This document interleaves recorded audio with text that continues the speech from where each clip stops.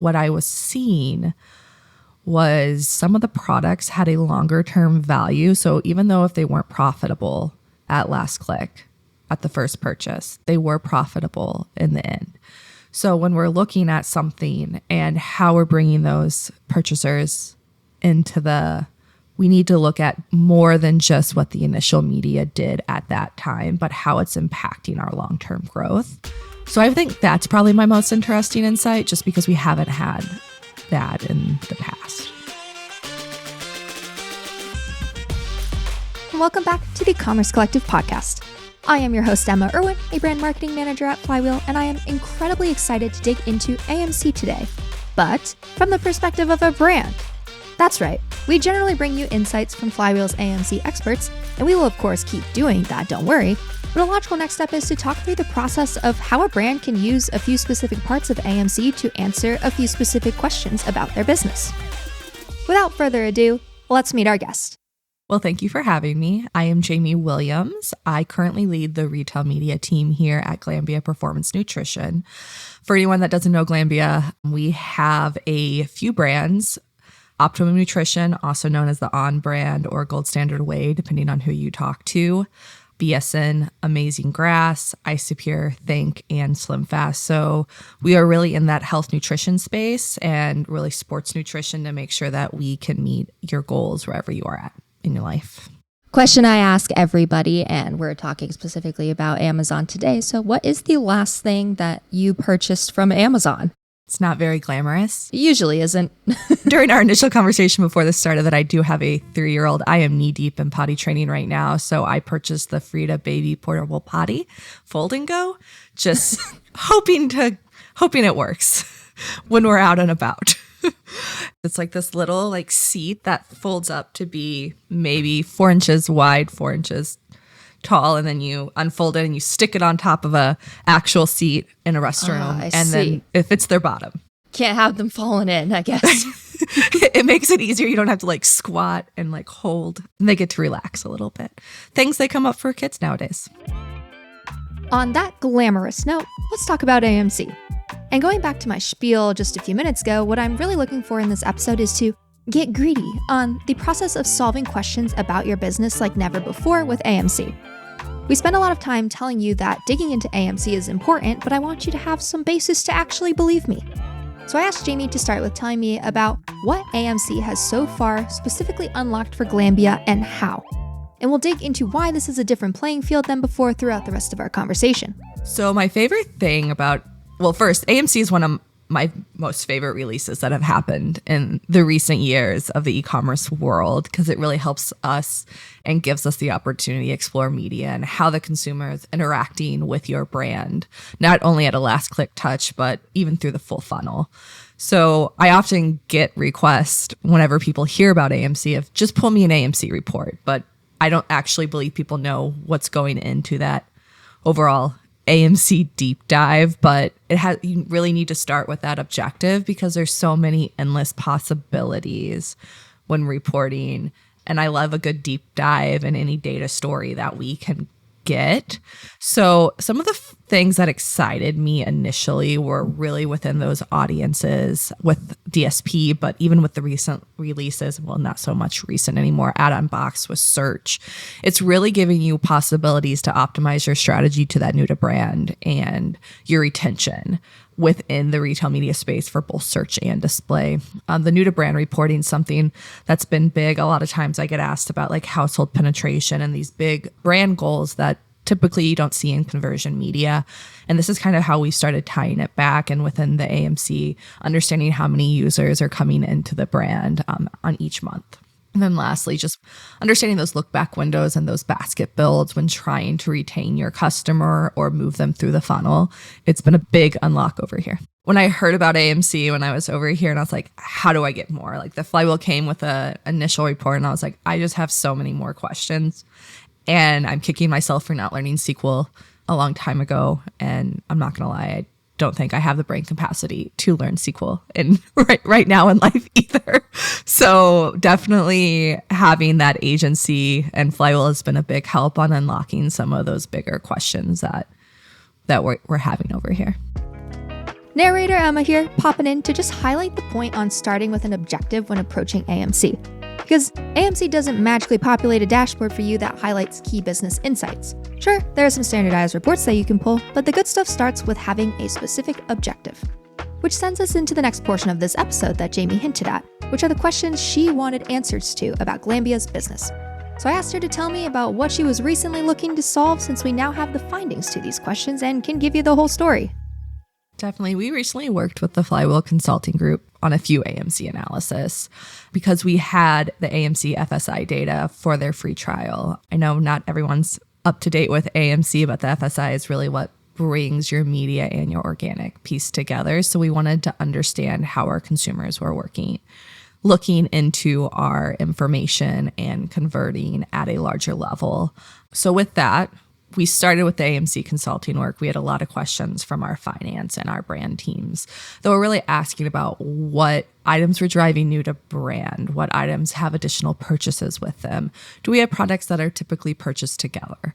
And then with that, although we had a hypothesis, the Amazon ads dashboard does not really give you insight into that information. So we didn't really have a clear answer for it. That's when we sent out a list of questions to the Flywheel team. They came back with options for a basket analysis and a Tentpole analysis so we could start backing into those theories that we were having with the data that we had available.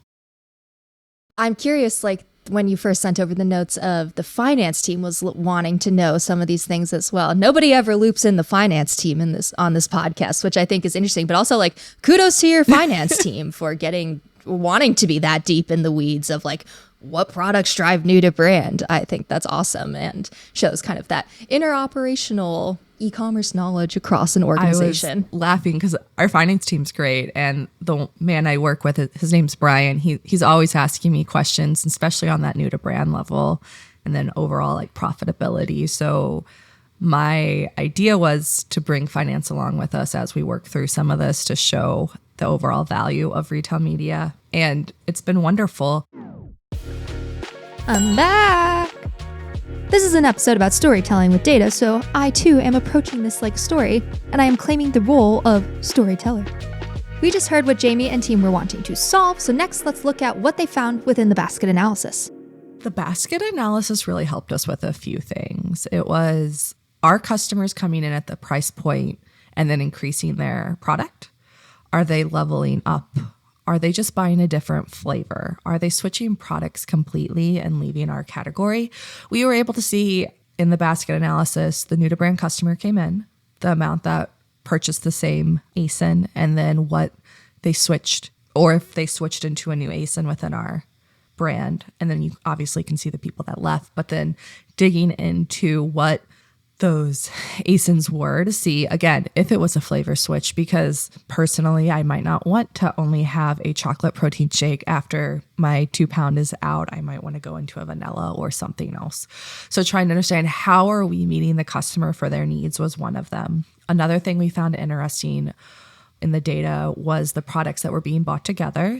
We've been doing some profitability work on our side, and at last click, they were not as profitable. But what we were seeing as that new to brand came in, they might not have had a higher new to brand rate, but their long-term value of their new to brand customer typically stuck with us a little bit longer than some of our top products, which was great to see because now we understand, hey, how is the consumer potentially using this product? And the last one, and I've heard a few versions of this story as I talk to people with AMC, but really, what are those efficiencies? We learned consumers come back. If they come back for 2 months, their purchase orders is typically 4 times as bigger within those 12-month periods and different things that come through. So if we can get them to stick, we're seeing that growth. Next, we're going to cover the purpose of and the findings from the Tentpole analysis mentioned earlier on for another story of having an objective and seeing it through with AMC. We worked with the consulting group on Tentpoles that we've been recently playing and some of the big media purchases we had done. We had participated in a homepage takeover, the New Year, New You, the Prime Day events. So with that, we wanted to understand, since we already talked about new to brand is big for our company right now, what drove the new to brand purchase, what Tentpoles had more of a long-term value play with them, and did any search in Tentpole have a larger basket size for our brand? Within our Tentpole analysis, we asked which showed higher new to brand rates by product. So not only did we see it at a Tentpole level, we saw it across the brand level and then even to a product level.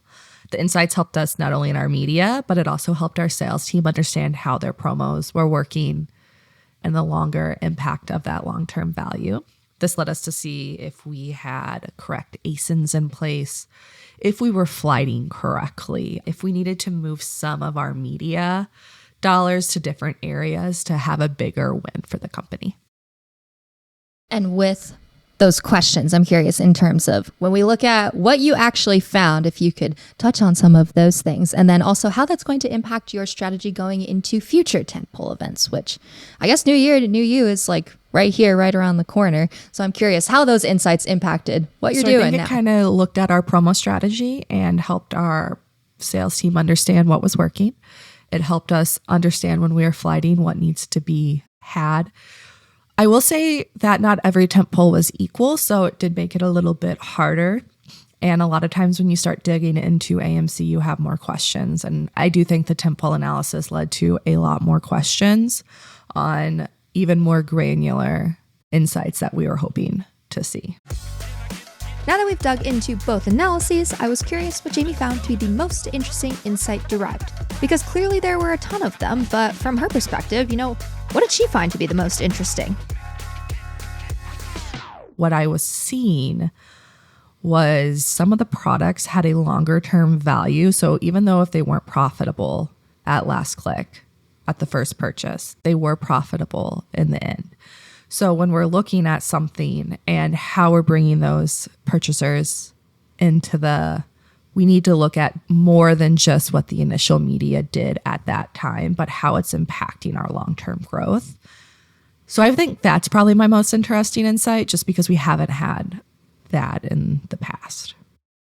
And on the flip side, if anything came about that really wasn't expected in her initial hypotheses going into the analysis. We had ideas that one of our top products was going to bring in our new to brand. We had an idea or a theory that another product was going to help lead into more of a new to brand space, open up the brand to a new consumer, and then we could kind of capture them in that overall analysis. But I will say the top product was one of our best drivers. That was no surprise. That was like kind of a give me. And someone's like, well, did we really need this for that? I'm like, well, now I at least have the data to say this actually does drive something. The new to brand on the smaller product, though, we actually saw wasn't as great as a new to brand driver and didn't show within our basket analysis that it branched out to other products. So it wasn't really driving new products within our brand for purchase. So we kind of went back to the brand team, brought that to them and said, hey, I know you're looking at this, but look at the data that we're seeing within the Amazon space. Maybe we should start looking at a different product for this initiative. And it was kind of a aha moment for them because they were like, this is definitely not what we were seeing. So that was great. So we're shifting some of our strategy for that. My last little call out in this story is that with these findings, you obviously get answers to the questions that you wanted answers for. But you then also get to look at the campaigns that supported these products that are doing what you want them to do and see what specifically worked in your media strategy. And on the flip side of that, for the products that aren't performing as you want them to, you have the insight into what's not working in your media strategy. And so the Flywheel team's next task here is to take the findings from these incredibly recent analyses and then turn them into an actionable plan forward to keep increasing new to brand for Glanbia, further understand how those new to brand customers behave over time, and how we can continue to drive the loyalty that builds to longer term value and beyond. My last AMC question for Jamie was, well, what's next? What else do you want to find out? I would say before your guys' release of the 5-year look back, some of the media side was the audience piece and digging into our audiences and applying them even more to understand our efficiency purposes.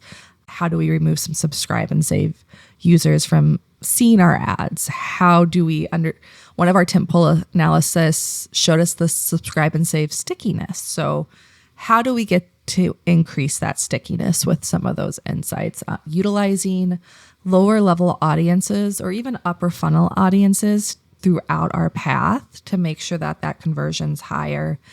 And then utilizing our Tentpole timeframes to greater scale. What does the repurchase look like? How are we utilizing that number? into our media strategy. And then I also eventually want to really marry our first party and then AMC data to pull even greater insights to understand this is great for Amazon, but how do I start looking at it as a whole? Because Amazon's great, but I need to get bigger, especially since I oversee the omni side as well, and understand how we're going to do that as a company is really where my brain's at. Then with the 5-year look back, if you talk to my team at Flywheel, Devin will probably tell you that I'm constantly asking about that long-term value play. How do I get there? Who can help me with those calculations? I would love to pick someone's brain on that, because I will say that's not my strong suit. I have a vision, but to get to that vision, I definitely going to need a team. So I'm going to be looking at my Flywheel team to help me get there. So I would say that's what I'm really curious about still. And I often ask Flywheel what's coming next in AMC and how I can utilize the data, because I feel like there's so much, and unless you're constantly reading about it, which can be a full-time job, you don't know everything. And I see the tidbits here on LinkedIn here and there, and you hear it at Unboxed, but someone that's not living in that space daily, there's so much more unlock that they can do. Okay, I have one wrap-up question for you, and that is something that lives on your digital wish list. It means it lives in your cart, online, or in a mobile app, wherever that may be, but you don't actually purchase it. And then, of course, I want to know why. I would say right now it's a Shark or Dyson hairdryer. I just can't bring myself to pay the price tag without actually knowing what it's going to do. I often buy hair appliances or creams or something, and it just doesn't give me the desired look. And it's not on their product. It's on me. I just don't know how to do it. So I have this big idea in my head. So it's lived in my saved items for quite a long time. And it's just, am I going to pull the trigger? Maybe someday. I think there's many people who have mentioned this product specifically, and it's like I just don't know how it's gonna work, and I don't know, is it gonna work on my hair? Then people are like, my hair is difficult, like nothing works on my hair. And so maybe someday though, and if you do purchase it, I hope it is the best purchase of your life. Thank you. And that wraps up another episode of the Commerce Collective podcast. Thank you to Jamie and Glanbia for the willingness to get in and actually showcase the power of AMC in a few scenarios from start to finish. If you're interested in unlocking the answers to these types of key questions for your Amazon business, we want to help you do so. Please reach out to me or any Flywheeler. We are always excited to dig in, especially now that we've reached that first to market agreement with Amazon to extend the purchase look-back window to 5 years. More on that is coming soon, I promise, so stay tuned. I've been your host, Emma Irwin, and we will see you next time.